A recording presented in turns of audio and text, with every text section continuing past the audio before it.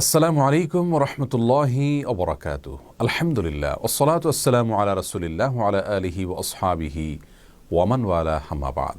সুপ্রিয় দর্শক শ্রোতা ভাই বোন, অনেকেই আমাদের কাছে জানতে চান যে কোনো ছেলে অথবা মেয়ে একে অন্যকে যদি পছন্দ করেন, ভালো লাগে এবং তারা কোনো প্রকার সম্পর্কে জড়ানো ছাড়া শুধুমাত্র আল্লাহর কাছে দোয়া করেন সেই কাঙ্ক্ষিত এবং পছন্দ হওয়া মানুষটিকে পাওয়ার জন্য, তার সঙ্গে বিবাহ যেন আল্লাহ রাব্বুল আলামিন সহজ করে দেন, ব্যবস্থা করে দেন, এরকম দোয়া করা তাদের জন্য জায়েজ আছে কি না।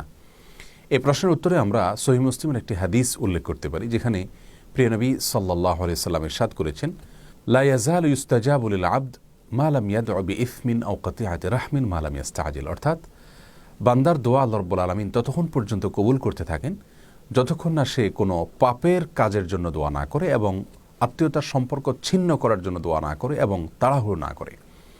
তার মানে দোয়ার ক্ষেত্রে শুধুমাত্র তিনটি ক্ষেত্রে দোয়া করার নিষেধাজ্ঞা রয়েছে। প্রথমত, যে কোনো পাপের কাজের জন্য আল্লাহর কাছে দোয়া করা যাবে না।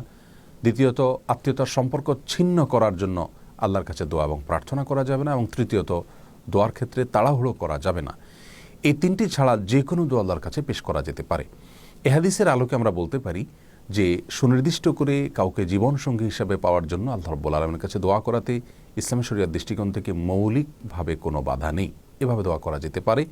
তবে ইসলামী শরিয়া সেক্ষেত্রে একজন মুসলিমকে পরামর্শ দেয় তিনি যেন আল্লাহর কাছে কিছুটা শর্ত জুড়ে দিয়ে কোনো নির্দিষ্ট ব্যক্তিকে জীবনসঙ্গী হিসাবে পাওয়ার দোয়া করেন। অর্থাৎ আল্লাহ, অমুক ব্যক্তিকে যদি আমার জীবনসঙ্গী হিসাবে পাওয়াটা আমার জন্য সার্বিকভাবে কল্যাণকর হয়, তাহলে আপনি সেটি আমার জন্য সহজ করে দিন। এভাবে দোয়া করাটা তার নিজের জন্য সার্বিকভাবে ভালো এবং উপকারী। আল্লাহ রাব্বুল আলামিন কোরআনে কারিমে বলেছেন, ওয়া আসা আন তুহিব্বু শাইআন ওয়া হুয়া কুরহুল লাকুম। তোমরা অনেক কিছুকে দুনিয়াতে পছন্দ করো, নিজের জন্য কল্যাণকর মনে করো, অথচ সেটা তোমার জন্য কল্যাণকর নয়, যা তুমি জানো না। এছাড়া সহিহ বুখারীর একটি হাদিসে প্রিয় নবী সাল্লাল্লাহু আলাইহি সাল্লাম আমাদেরকে ইস্তেখারার শিক্ষা দিয়েছেন, যার অর্থ হলো দুনিয়াবি যে কোনো কাজে আল্লাহর কাছে মঙ্গল এবং কল্যাণ কামনা করে নেওয়া। সে দোয়ার একটি অংশ হলো ওয়াকদুর লিয়াল খাইর হাইসু কান সুম্মা আরদুনি বিহি, যার অর্থ হলো, আল্লাহ আমার জন্য কল্যাণ যেখানে লেখা আছে আপনি সেই ফয়সালাটাই করুন এবং সেই ফয়সালা যেন আমি মন থেকে মেনে নিতে পারি, আমার মন যেন সন্তুষ্ট চিত্তে গ্রহণ করে নেয়, সেরকম তৌফিক আমাকে নসিব করুন। অতএব নির্দিষ্ট কোনো ব্যক্তিকে জীবনসঙ্গী হিসেবে পাওয়ার জন্য আল্লাহর কাছে দোয়া করাতে ইসলাম শরিয়াতে কোনো প্রকার বাধা নেই। তবে শর্ত জোড়ে দিয়ে যদি এভাবে দোয়া করা হয়, আল্লাহ তার সঙ্গে বিবাহে যদি আমার কল্যাণ লেখা থাকে, তাহলে আমার জন্য সেটিকে সহজ করে দিন, অন্যথায় আমার মন থেকে তাকে মুছে দিন। এরকম দোয়া করাটা বেশি উপকারী এবং কল্যাণকর। আর কোনো অবস্থাতেই তার সঙ্গে হারাম সম্পর্কে জড়ানোর বিষয়ে আল্লাহর কাছে দোয়া করা যাবে না, তাহলে সেটি গুনাহের কারণ হবে।